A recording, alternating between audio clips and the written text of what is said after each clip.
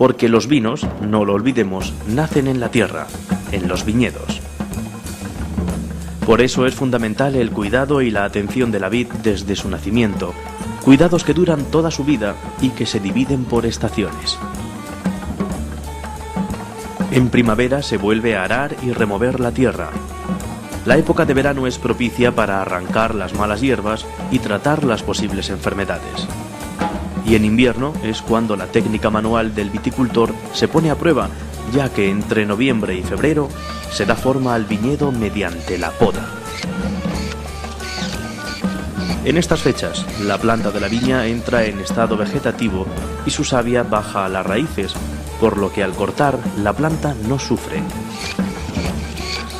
Es importante destacar que aunque es primordial respetar el natural ciclo biológico, la vid, planta trepadora y de crecimiento ilimitado, requiere de un control preciso si lo que se busca son uvas sanas y maduras.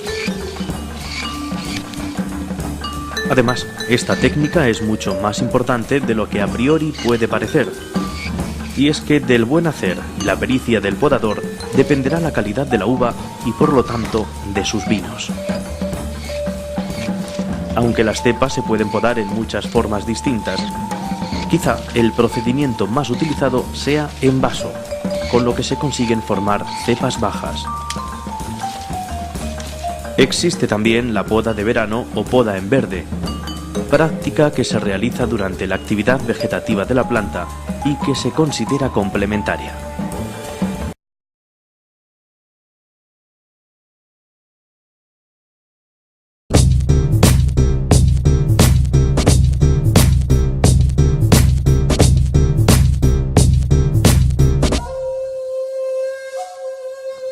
Con el final del verano llega el tiempo de la vendimia. Durante los meses de calor, la uva ha ido enriqueciéndose en azúcar y compensando su acidez. Llegados a su punto óptimo de madurez, es momento de recogerla para elaborar nuestro vino.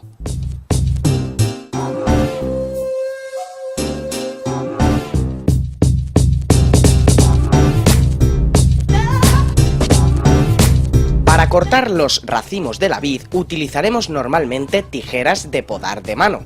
Recogeremos solo los racimos bien maduros y sanos, haciendo una primera selección de la uva en la viña. Con cuidado iremos cortando los racimos, procurando no dañar la cepa, y los colocaremos en cajas de plástico, apilables y de poca capacidad, para evitar que la uva se aplaste y se rompa, comenzando a fermentar descontroladamente.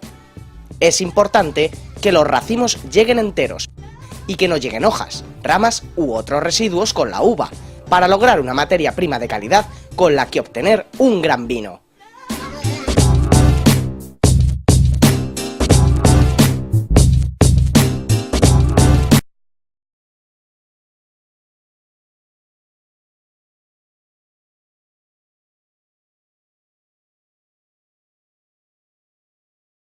Una vez que ha entrado la uva en esa tolva de recepción, tienen lugar dos procesos. Uno es el despalillado, que consiste en separar el raspón o el escobajo de los granos de uva, y otro es el estrujado, esa operación que antes se hacía con los pies, que era machacar la uva para soltar el mosto, se hace mediante una máquina que se llama la estrujadora.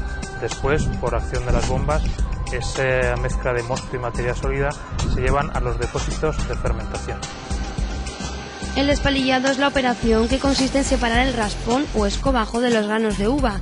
El raspón contiene gran cantidad de agua y sustancias astringentes que se transmitirían al vino si no se separasen, aportándole sabores herbáceos o ásperos. Además, con su eliminación se gana espacio y se evita pérdidas de alcohol al no ser absorbido por él. En las bodegas modernas, un potente aspirador da salida a los raspones, depositándolos directamente en el remolque que los llevará generalmente a la alcoholera. Mediante el estrujado se rompe el ollejo o piel de la uva para que se libere la pulpa y el mosto. Esta operación debe realizarse con sumo cuidado para que no se deshagan los ollejos ni se trituren las pepitas, que darían una astringencia al vino no deseada. La antigua pisa, realizada por los hombres, era una operación casi perfecta, ya que los ollejos se iban rompiendo poco a poco y no se trituraban ni el raspón ni las pepitas, pero resultaba una actividad tremendamente lenta y costosa. Hoy en día, con la moderna técnica, existen máquinas despalilladoras y estrujadoras que realizan estas dos tareas conjuntamente. Una vez estrujado el mosto, es conducido por la bomba de la vendimia y a través de las tuberías a los depósitos, generalmente de acero inoxidable, donde comenzará el proceso de fermentación.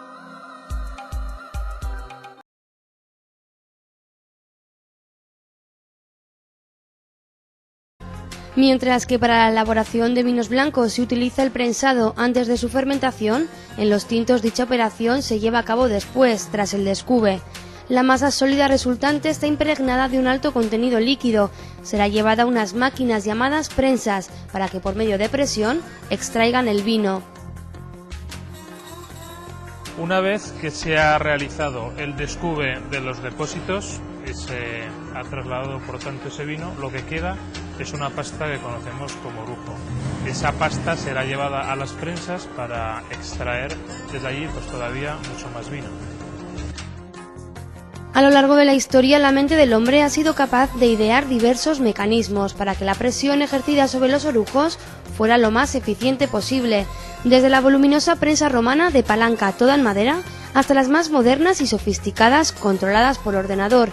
Se han sucedido modelos y sistemas verticales, horizontales, continuas.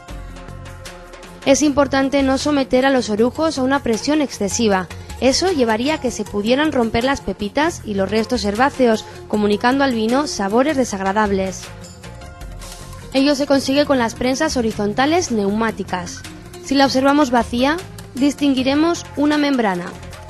Con la prensa en funcionamiento, dicha membrana se inflará, como si de un globo se tratase, oprimiendo la masa sólida contra las paredes de rejilla de acero inoxidable, por donde se colará el vino extraído.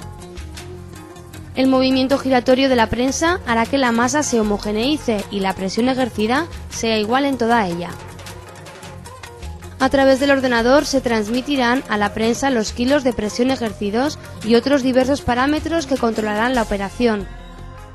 Actualmente existe una cierta tendencia en las bodegas que elaboran vinos de mucha calidad a volver a utilizar las prensas verticales de antaño, eso sí, mejoradas en cuanto a materiales y tecnología. Entienden que son más apropiadas para elaborar los grandes vinos porque lo extraen con mucho más cuidado. En cualquier caso, el llamado vino prensa es un vino más corpulento y de color más intenso por su mayor concentración tánica. Será el enólogo quien decida si lo mezcla con otros vinos de la bodega o elabora calidades distintas. El orujo resultante del proceso, ya desecado, se trasladará a las alcoholeras para su correspondiente destilación.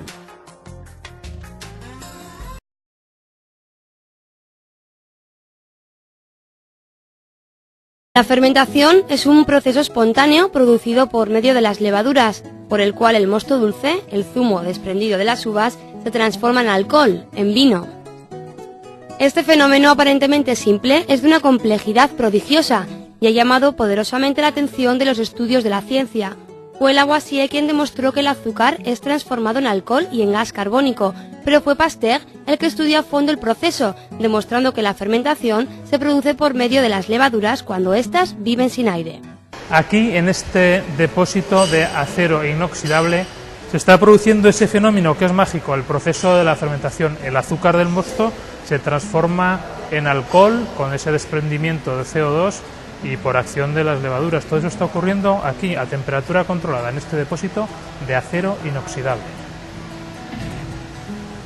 La palabra fermentación proviene de la latina fervere, que significa hervir, y es que el mosto se enturbia, se calienta y desprende burbujas gaseosas que provocan un fuerte hervor. De ahí que a las salas de fermentación de las bodegas se les denomine también hervideros.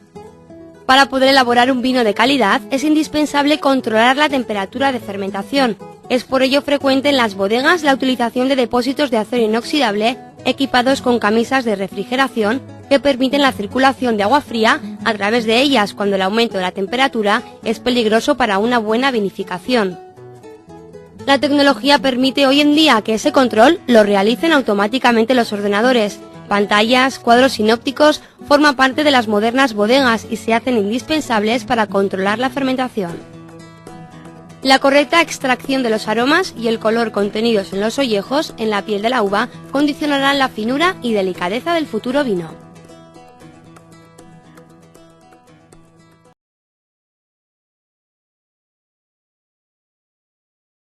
Thank you.